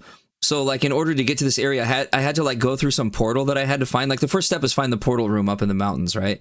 And I found it, and you, like, have to twist and configure yourself, and you almost die going through the portal, because you spent, like, a lifetime learning to portal to different areas. So it has a lot to do with traveling to different dimensions. It's kind of what it's sounding like. We don't know yet, but that's what it is so far. So, anyways, yeah, Fatekeeper, it's on Steam. It's $9.99 in early access. It'll probably end up being, like, a $59 game. So again, THQ just doing really cool things. Let's see. What else did I play? I played a game called Echoes of Eight. Oh, what's that? So I gotta let my cat out, so keep talking. Oh, sure, yeah. No problem. You know, this is when we should zoom in and see what other goodies Ash has on the shelf back there. Oh, so I'm not blocking them, huh? No, See my Dragon Ball Z collection on there too. So I played a game called Echoes of Aincrad. I'm not sure how to say it. I didn't know this when I downloaded it, but I guess it's based off an anime. You're an anime guy. You might know of it. I don't know. This is a game that is by Bandai Namco, so the pedigree is there. If you're looking at the trailer, you're probably pretty blown away, as was I. Bandai does a lot of anime games, which I'm happy for them. Glad they do that. And like I'm almost like a closet Bandai fan because I don't necessarily play a lot of their games, but I do collect a lot of their model kits. So cool. Oh, like the robots and stuff. Yep. But yeah, so this game, I'm glad it's a demo. It's not out yet. It's coming out. It's supposed to be out later this year, I believe. Just the demo is out. And I don't know if the game isn't great or they just don't know how to make a demo to sell you on something. Again, I always go into these blind. You know, I never Google stuff. So I played it without looking up anything. Immediately, you jump right in and you just pick male or female, type of character. There was no character creator, even though they show a really amazing character creator. I'm thinking, oh man, a really good anime character creator. That sounds super fun. Wasn't there. I looked up after my playthrough, as I did with a lot of the features here, and people are like, well, people are kind of getting snarky about it. Like, well, if you know the anime, you'd understand why the character creator isn't in the game yet, and it shouldn't be. I'm like, okay, well, it's a demo. Then start where the character creator would be in the story, or don't show it. Like, that was the main thing that I was like super excited. There they go, right there, right? So. Yeah. So I guess there's lore reasons why you're not in there, and I guess there's some virtual worlds going on here, but they don't explain any of that in the demo. The demo, your friends are missing. You run down long corridors for about an hour where you 2 or 3 hit an enemy, and then you run forever, 2 or 3 hit an enemy. It just feels like you're just running down corridors. And then you finally meet a guy who's forced into your party, because I guess it's supposed to be a co-op game. So if you're not playing with another person, it puts an AI character with you. Some people didn't like that. I don't have an opinion about it, but you finally get out. And when you even see the open world, it's just like invisible walls. It feels like it's on corridors, even though they sell it as like an open world. The combat felt really visceral. It felt really good. But, you just hit the guys and they disappear, like you're in a virtual world. So maybe that's going to change. Like, I don't know. I mean, I don't ever want to kind of crap on like a demo or something. Maybe the game's going to be really good. And maybe if you're a fan of the anime, I didn't know it was from an anime when I tried it out. And so there's probably some people that are watching this are like, maybe even like starting to like huff and puff a little bit that I don't even know what I'm playing. But it's just not a good demo. And so I went to the Steam community hub, went to the forum, and like tons of people are complaining about no character creator. They're saying it just feels like it's nothing but corridors. It shouldn't be that in 2026. So my opinion seemed to be pretty in line. Both games that I played seemed to be pretty in line with what the community seemed to think. So I don't know. It's a free demo. If it appeals to you, by all means, anyone watching, check it out. But it definitely, and it's a $69 game if you want to pre-order it. This did not sell me on spending $70. So I don't know. I mean, I think you almost have to be a fan of the anime in order to want to play a game like this, right? It's like I wouldn't have picked up Dragon Ball Kakarot if I wasn't already a fan of Dragon Ball, right? Right. So it has its base, and I don't think we're the base because I don't know anything about the anime either. So it is what it is. Like, it looks like it's a game to appeal to the anime fans. It's to like give them more for what the anime has. Yeah, which isn't necessarily a bad thing. For better or for worse, we are living in a world now where it's not hard to make a really good looking game. Mm-hmm. If you have the money, and you're a big enough publisher and you secure an IP. It used to be you'd see a game like this and you'd be like, oh my God, this looks incredible. I'm going to spend the next 100 hours in this game. Where now there's just, especially like gacha games and stuff, like they've really perfected the art of making these 3D games look really good. So, but that's why there's demos, and maybe this game actually is really good. And they just didn't pick the right content for the demo, because it sounds like you're in a virtual world, and maybe like when this is what felt like they were trying to tell us is you'll get out of that virtual world and then you're going to make your real avatar that's in the real world. Oh yeah. That hurt the demo because you're only seeing enemies just disappear when you finally kill them. You're not getting to make your character, so it just feels like maybe it is just a case of the wrong content for the demo. I don't know, but From seeing the demo, it almost looks like it's a cross between Seven Deadly Sins and Sword Art Online, kind of merged together. Right, which again falls into that. It's not hard to make a really good looking game these days. Yeah. But yeah, so that's about it. I played the usual stuff. Other than that, which is, I played some Final Fantasy 14. Don't need to talk about that. Playing a ton more of Final Fantasy 7. I feel like within maybe 1 or 2 streams, I might even be finished with the game, depending on if I do side content or not. But that's about it. How about you? What'd you get in to? I'm kind of excited for us to do a Final Fantasy 7 podcast.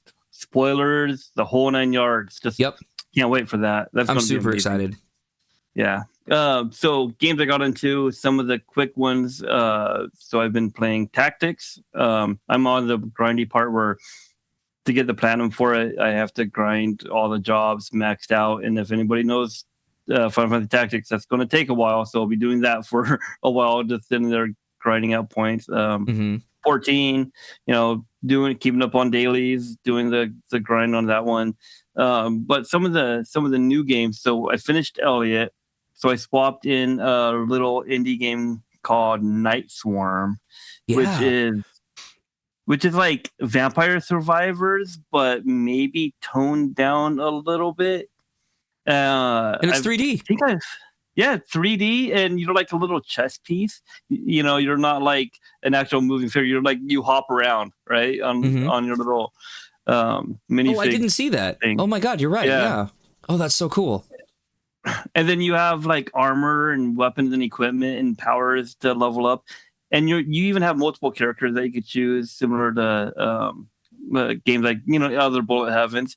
But this one is very heavily themed vampire. So like you're literally a vampire versus another vampire. You're like trying to get your kingdom back, and so it's got the different stages. In each stage, you have your normal I think it's called like normal, nightmare, and hell. And so you have to go through all these bosses, beating them on different difficulties, and each difficulty unlocks new equipment and things that you got. And I've been playing, and I got kind of sucked into it, where I've been playing it more than I probably should be because I have other games I should be playing. And I ended up getting to the hell levels that I have to beat, and I only got like 4 more hell levels to beat before I have the platinum. I'm literally 1 trophy away from getting the platinum, and I got like maybe 50 hours in this game. But it's super fun, super short. I really enjoy it. So this will probably be my next platinum, when I figured it was going to be like Tactics or something like that. Oh wow, that's so cool. Yeah, so would you say, like, I'm looking at it, and like at a glance it looks like, okay, they made Vampire Survivors but in 3D. Is it more of Vampire Survivors like, or is it more just the straight up like bullet hell? I mean, is it like roguelike, or like what's the it's vibe? It's Vampire Survivors, just 3D basically. It's okay. It's got little differences. So like in Vampire Survivors, you have a list of what stages you go to. For this one, you have branching stages that you could choose to. So like if you go to the left side of the map, you're going to get to the ice stages, and then those stages will have very specific mechanics to it because they're ice. So you have to like find campfires to keep warm while you're exploring the map, and then that map will branch off into different kind of areas that you can. So there's some kind of strategy to it. So it's kind of like a hybrid. Areas. Like when you look at like Mega Bonk, it's like Vampire Survivors but in 3D. But you can move the camera like it's Warcraft or something. But in this one, the camera's still fixed. It looks like, right? Right, camera's still fixed. Yeah. But what I really like about it is the upgrade system. Because like Vampire Survivors, you have two or three weapons you can kind of combine into more robust weapons. This one has that, but on a much smaller scale. So it's better to. It's easier for you to be like, oh no, these are the weapons I like. These are the weapons I want to stick with. And then what the upgrade actually is your gear. You're leveling up your gear and upgrading your stats that way, which is more manageable for casual players. Where Vampire Survivors is more about managing, not crashing the game. Right. So I've been really enjoying that one. And then I also found this game. What's called? I don't even think it has a full name yet, but it's by a guy named Evil Dojo called RPG Manager or RPG something, and I think it's super alpha. Like there's text that's not quite right. The guy put it up on like in .io for people to play and check out his alpha. It's very like old school Ultima. Like the last time I played a game where you had stat rolls, where you got to keep rolling your stats over and over again to get the right stats, has been a very long time since I did something like that. It's like or here it is, Project RPG. That's the name. And so, as you can see, some of the menus are weird and messed up. Some of the things don't work quite right, but it's early alpha. He's still working on it, but it's free to play at the moment. Give the guy some feedback if you do decide to pick it up and play it. Not easy. It's a very difficult game, and part of that is because it's still alpha. He's still working on some of the scaling mechanics and how to get things working. But when I ran across it, this is my jam for games. Like I've been playing Moonring also, and this falls right in line with that type of game. In some of the games, some of the tutorial systems games still needs to be fleshed out, still needs to be worked on. But like he put out his public to get feedback, to get people to check it out, to play the game. Let them know, hey, this is how we're feeling. This is what's happening with the game. But I think I've put 10 hours into it now, and it's not easy. It's pretty difficult. Here, I'll drop it in the chat here. Perfect. Anyone wants to check it out, and I'll put it in our show notes too. But for anyone who's live, there it is right there. If someone wants to check it out, because it's an online game. You just play it in the browser. It looks like. Yep, it's just a browser game. I think more and more, as AAA companies keep like dropping the ball and fumbling the ball, we're going to be finding more and more indie developer games doing stuff like this. Like we covered Horde of Visconti on here, which is a really interesting game. That's like Game Boy inspired. Also really very cool. Difficult. Yeah, worth playing. So this one is kind of still an earlier development than what that game is. But still, like if you're an old school RPG player that likes the Ultima feel, definitely check it out and be a part of that game's history. Like say something about it, get some feedback in there. Yeah, maybe some people give some feedback. I could see K1 liking this. Yeah, definitely. It's one of those cool ones. So yeah. Oh, you know what? Before we head out to break, did you play any of this game right here this week? Anything exciting happen? Every Saturday I end up playing Wall Alarms. Last Saturday was a special one. I think I went 4 hours instead of my typical 2 hours. We ended up finding a giant robot that we could pilot, which I totally didn't expect. I was like, oh, cool. We're going to get a giant robot. The bags are going to steal it from us. We're going to have another thing we have to do. But nope, it's totally our robot. We can roam around using it, which is pretty amazing. I wasn't paying attention. Yeah. I was getting ready for our barbecue. It was on the 4th. And so I just had you on like my main TV in my living room, which I can see from my kitchen. And I just had the volume kind of low, kind of half paying attention. I look up and I'm like, you're riding around a robot. And I'm like, wait, this game's got mounts? What? Right? Yeah. To put the analogy, it's almost like the Dune buggy from 7, but in giant robot form. Yeah, just overworld fast travel, I guess is probably how to look at it. But I think we're like trying to get an upgrade for it to do something, maybe to fly. I don't know yet. We'll have to wait till next Saturday to find out. This game just continues. Every time I see you play it, it continues to surprise me. I can see why you chose this one now to do for a stream. This is just for such a simple looking little JRPG. There's just tons of variety in it. Tons of humor, lots of tongue in cheek comments in it. Like it is awesome. I really like how they handled this game. But I think later games, like I think 1, 2, and 3 are good, but after that, like 4, 5, and 6 kind of fall off. Okay. So, but yeah, really cool game. So I think that wraps up what we played. I don't think I missed anything. No, I think that's it. Yeah, okay, yeah, I got everything. All right, so we take a quick break, and when we come back, maybe play a few games of our own, maybe a little Name That Tune and a little of This Week in the 90s?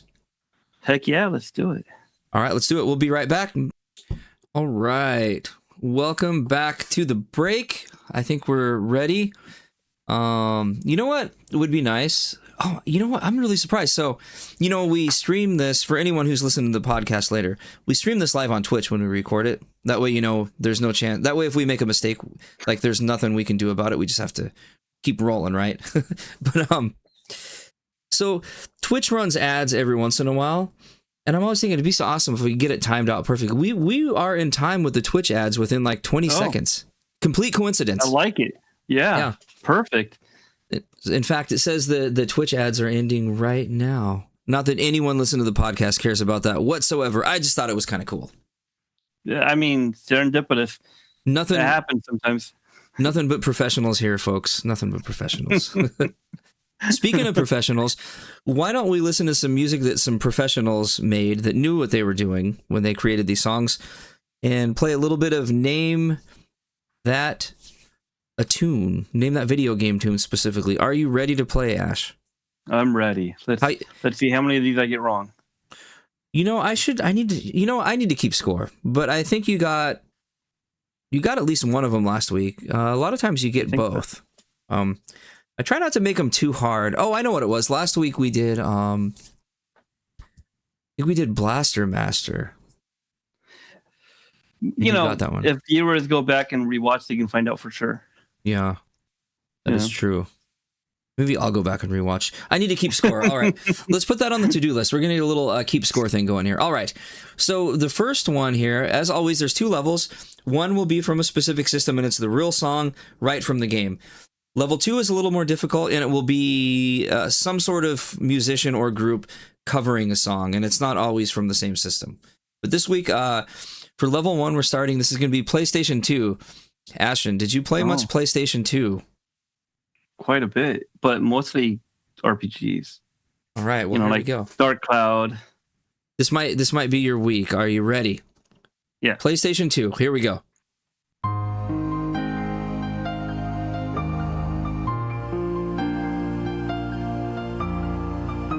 That face says you know it. I'm on a mission with this song. So here's what's funny. Like, sometimes I'll pick something that's really, really obvious. Like, only because, like, I know that, like, you might be like, oh my god, I know that song. But then you're like, oh, shoot. What is it? I don't actually know what it's from. So, but this one is you probably know it. Oh, yeah. So I made right in my wheelhouse. I made sure to put in, and anyone in the chat, you can play too. Don't worry, it won't throw Ash off. Because who knows, you might even give him a wrong answer. So feel free to play along. I could even get it wrong now. Who knows? Yes, that's true. You might get it wrong. So I tried to pick bangers from the PS2 era for all of the choices this time. All right. Okay. Here's your 4 choices. We got Kingdom Hearts, Final Fantasy X, Metal Gear Solid 2, or Silent Hill 2. So out of all those games, I've played them all. I had a feeling. Yep. Silent Hill 2 would be an interesting game to play a soundtrack for, because you could just have like the radio static for it. That'd be interesting. But in Final Fantasy X, man, that has some of the all-time best music. Mm-hmm. Like the opening track that's called To Xanarkand, and it still chokes me up to this day. Such one of these days you'll get there. Anyway, but this game, this song is from Kingdom Hearts. It's called Simple and Clean. And you actually know the name of it. Okay, good job. In fact, it's one of my favorite songs, but I hate it at the same time. So I'm on a mission. So if any viewers can support me in finding it, I want to find a version of this song that's an English version that doesn't have auto-tune. So a lot of the lyrics in the song has auto-tune in it, and I despise auto-tune, but I love this song. So it's like this weird love-hate relationship with the song. I'm like, I don't want auto-tune in it, but yeah, it has auto-tune, and it still works. Don't get me wrong; it's still a great banger of a song. But I want to hear a clean version of it. I want to hear a version of the song that doesn't have auto-tune. Right. This is kind of that shared "You Believe in Love" era of auto-tune, because auto-tune's in like everything you hear on the radio, but it's used more as a tool as opposed to being used as an effect. So I totally know what you mean. I'm not a huge fan of that either. All right. Are you ready for song Number 2. Mm-hmm. So this is coming to us from a group on YouTube called the Game Boys. It's 3 friends who all play acoustic guitar, and they have like dozens and dozens of songs. So I chose one this week to see if you know what it's from. And I'm going to give you a hint. Okay? It's from early Nintendo. Early Nintendo. So take that for what? Not a PS2. Not a PS2 era game. An early Nintendo game. Early Nintendo. We're talking, the first couple systems. Okay? Ready? Here we go.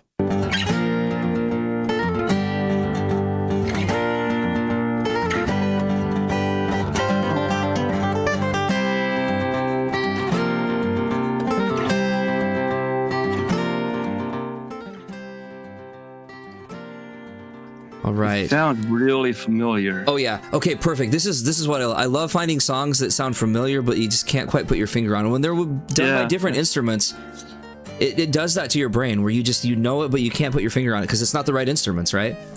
Yeah. I think that's what this is. I think it's because it's yeah. This would definitely be a chip tune if it was the real version. All right. So here's your options: Pocky and Rocky, Marvel Superheroes in War of Gems. That's the Super Nintendo one. Good old classic Metroid, or good old classic Blaster Master. And you know what? I realized when I started this, we can eliminate one of those already, huh? Because of what we said earlier. Yeah, you wouldn't want to pull the same trick twice. But it's funny because I've said stuff like that, but oh, man, we've had Metroid before also. But I think it's Metroid. I'm going to go with Metroid. It is Metroid. Have we done Metroid? Or do we do a different Metroid? We did I think it was Super Metroid, but it wasn't like a normal everyday track. It wasn't like Planet Zeebs. It was a lesser unknown one, right? Yeah, it was like a vocal a cappella group doing the Super Nintendo. I think like the Brinstar music.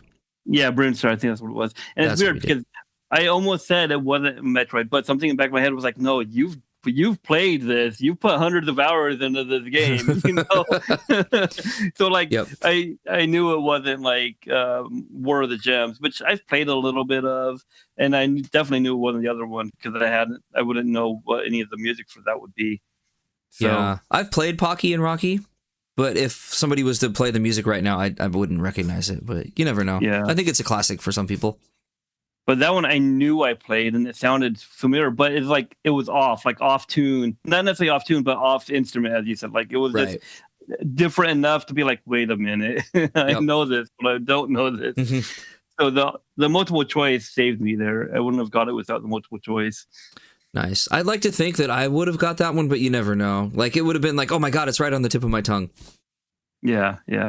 All right, Ashen, so can you tell us, we still don't have a theme song for it, but can you tell us something awesome that happened this week in the 90s? Well, I'm going to cheat. I have 2 games from the 90s instead of 1, and one of those games isn't even from the 90s, but I think it's close enough and important enough to mention, because I wasn't going to. I was like, it's not from the 90s, but then I'm like, but we're never going to do it. So I'm bundling it with another game that is from the 90s. Well, that works. Yeah, if it's bundled, then it's perfect. Yeah. Yep. Bundle one. So this game came out July 7th, 2000. So exactly 26 years from today.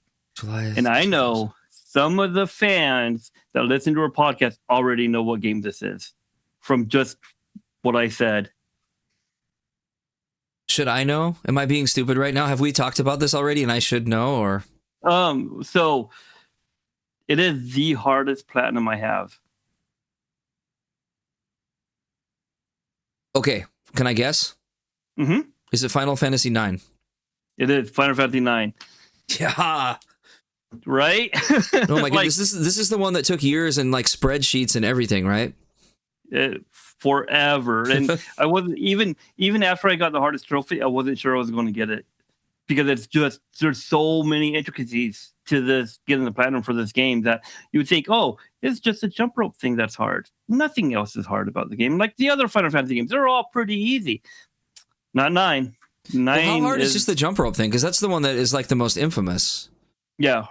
So the jump rope for 9 is a rhythm game, and I'm not good at rhythms. And it's not even a visual cue for rhythm because it's off, right? Watching Vivi, which is one of the most beloved Final Fantasy characters ever, do his jump rope. Normally, you kind of watch his feet go up and down, right? But you can't. You have to use a cue of a little exclamation point that goes up above his head that blinks on and off, and you have to time your button presses to that. But the speed increases and the rhythm changes. So like you can't every just lock in. Yeah, you can't just. You have to. It's just get good. What is it, like 100 jumps or something like that? 1,000. 7 minutes of nothing but jump ropes. And there is ways to do it. Like you can like get an auto clicker or whatever to do it, but that would kind of cheapen the thing, right? Right. These are accomplishments. You wanna do it. Yeah, you want to do it the right way. And so like I didn't think when I went on the mission to get all the platinums for the Final Fantasy games, 9 was the first one because I knew it'd be the hardest. So I started on 9, but I just couldn't do it, and I couldn't do it. So you take breaks and go platinum another Final Fantasy game. And like, well, maybe I'll have all of them but 9, and that's okay. Do you remember when you platinum this? Do you remember who you were online chatting with at like 3 a.m. when this happened? So I get a little credit. Yep.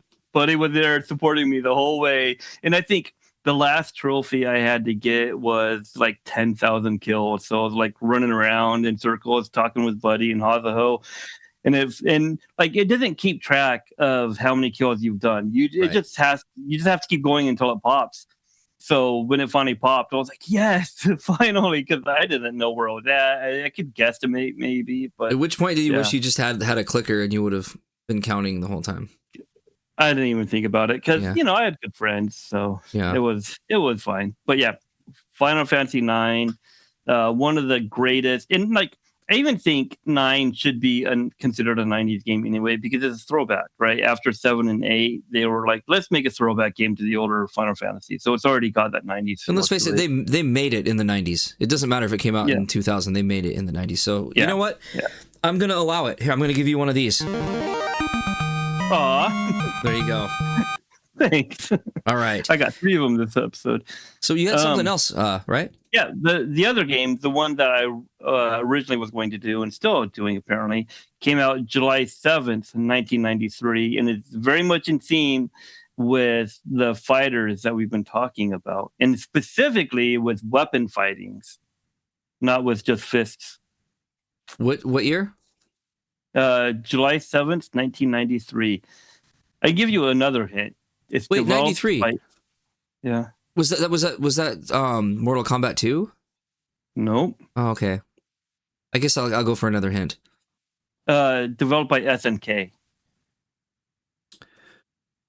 Oh, I don't know. I didn't Mortal Kombat. I was super into that, but I didn't play outside of that in Street Fighter at the time. So this game is Samurai Showdown. I've never played that.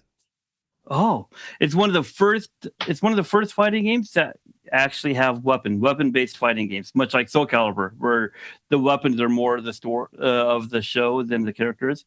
Well, Samurai Showdown is also focused on weapons and combos and like doing timings and things like that over just Mortal Kombat's like get over here, and Street Fighter is like throw a fireball. Crap.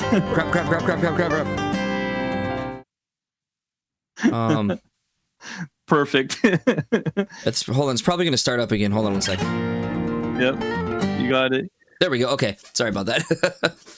I was trying to pull up some Samurai Showdown while you were talking, but I ended up just, the whole thing blew up in my face. But, that's probably more entertaining than doing it right. It was a good effort. Yeah, so one of the things that hooked people in the Samurai Showdown was there was a character with a long sword or a katana, and he'd throw up an apple and he'd slice up the apple into all sorts of different pieces. Like a taunt move type of situation. Oh, this is that game that was the predecessor to Fruit Ninja. Oh yeah, exactly. You got it. Okay. Yep. Yeah.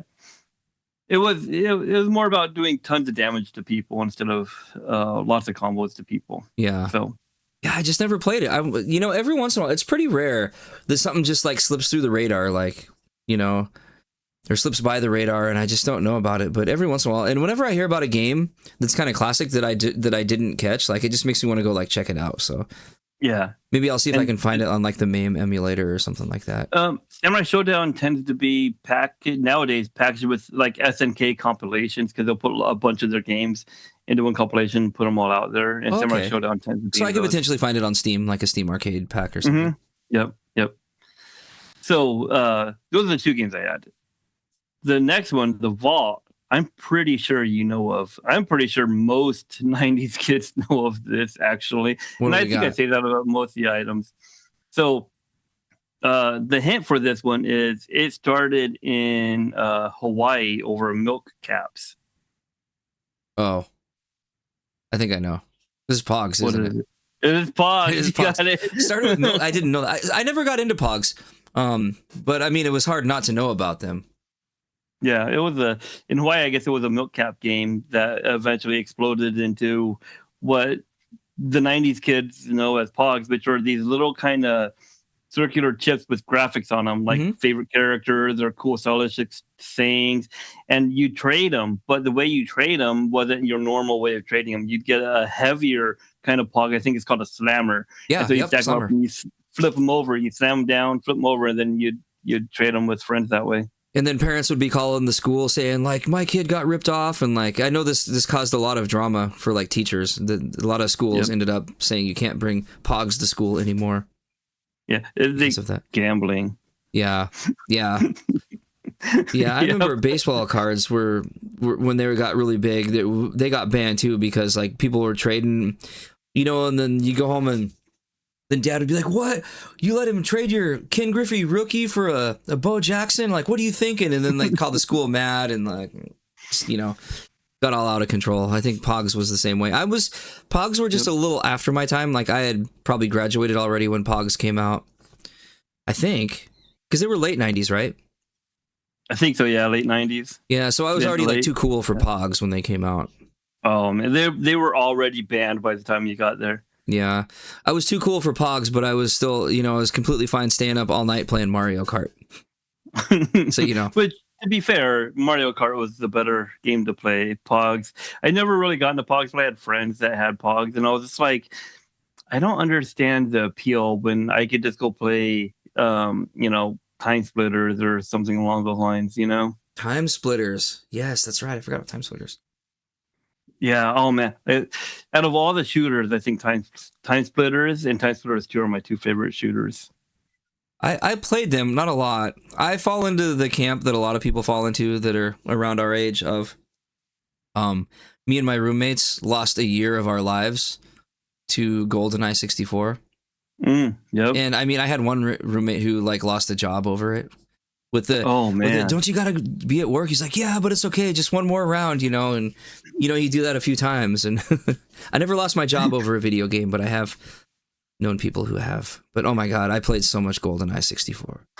So fun with friends. The speedrunning community for GoldenEye is freaking amazing. Like, are they? They do things that you wouldn't even imagine, which I guess brings me into another thing. The Summer Games Done Quick is happening as we speak from, I think it started the 5th to the 11th.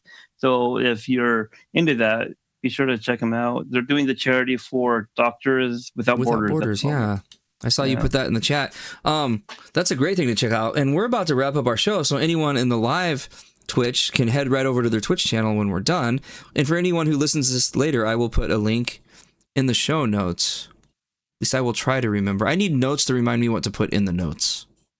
I definitely forget stuff. Remind you about notes. I know. I love it. I can't even turn the pre-show thing off the screen half the time, let alone get the right stuff in the notes.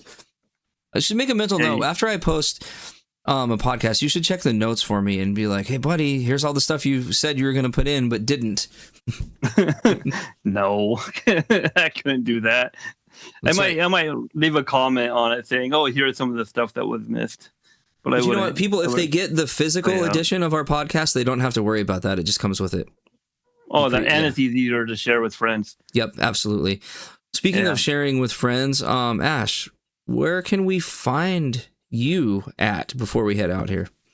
Ashen Sugar at twitch.com. It's pretty much the only place. I got banned from everywhere else. And if people are like, well, how do I spell that? Guess where it's going to be? Right in the notes. Yep. And if you're in the Twitch chat, you can already see Ash is in the chat there. Anyways, with you guys. Anything else you need to find if you want to find out, like, hey, what audio place can I listen to this podcast on? Any of them. And you can go to buddycat.gg to get those links. And you can also find currently I'm streaming Final Fantasy VII most mornings right now. I think I'm probably about done. But that's pretty much it. I think that pretty much wraps up our show, right? I think that's about it, unless we want to talk more about Final Fantasy VII. But that should be saved for our next show. Yeah, we'll do that. We'll probably talk about it on our Final Fantasy podcast, which is every new episodes every Friday, where you can also find that at buddycat.gg. All right. Thanks a lot for tuning in, everybody. Thanks for listening to us, and thanks for you guys who are here live in the chat right now. It's fun hanging out with you, and we'll see you next time.